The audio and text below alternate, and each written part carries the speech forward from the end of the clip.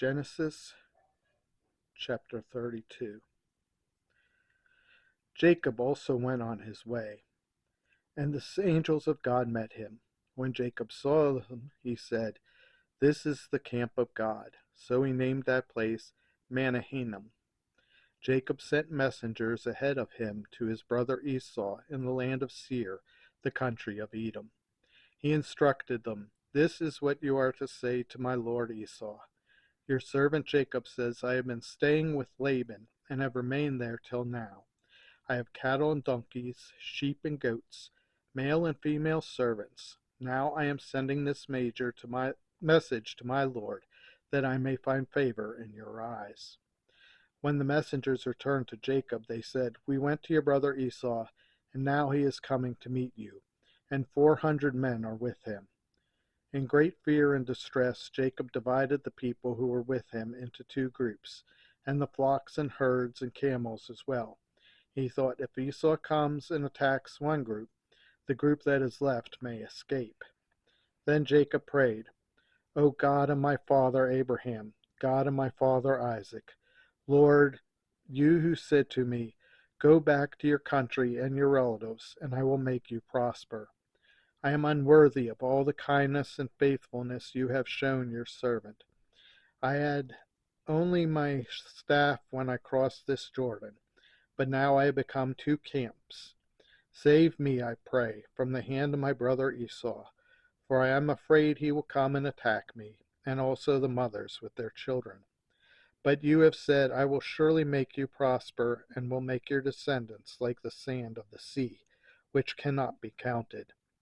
He spent the night there, and from what he had with him he selected a gift for his brother Esau: 200 female goats and 20 male goats, 200 ewes and 20 rams, 30 female camels with their young, 40 cows and 10 bulls, and 20 female donkeys and 10 male donkeys.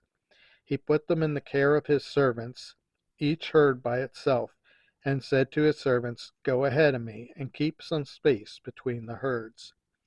He instructed the one in lead, "When my brother Esau meets you and asks, 'Who do you belong to, and where are you going, and who owns all these animals in front of you?' then you are to say, 'They belong to your servant Jacob. They are a gift sent to my lord Esau, and he is coming behind us." He also instructed the second, the third, and all the others who followed the herds. "You are to say the same thing to Esau when you meet him. And be sure to say, 'Your servant Jacob is coming behind us.'" For he thought, "I will pacify him with these gifts I am sending on ahead. Later, when I see him, perhaps he will receive me." So Jacob's gifts went on ahead of him, but he himself spent the night in the camp. That night Jacob got up and took his 2 wives, his 2 female servants, and his 11 sons, and crossed the ford of the Jabbok. After he had sent them across the stream, he sent over all his possessions. So Jacob was left alone, and a man wrestled with him till daybreak. When the man saw that he could not overpower him, he touched the socket of Jacob's hip, so that his hip was wrenched as he wrestled with the man. Then the man said, "Let me go, for it is daybreak." But Jacob replied, "I will not let you go unless you bless me." The man asked him, "What is your name?" "Jacob," he answered. Then the man said, "Your name will no longer be Jacob, but Israel, because you have struggled with God and with humans and have overcome." Jacob said, "Please tell me your name." But he replied, "Why do you ask my name?" Then he blessed him there. So Jacob called the place Peniel, saying, "It is because I saw God face to face, and yet my life was spared." The sun rose above him as he passed Peniel, and he was limping because of his hip.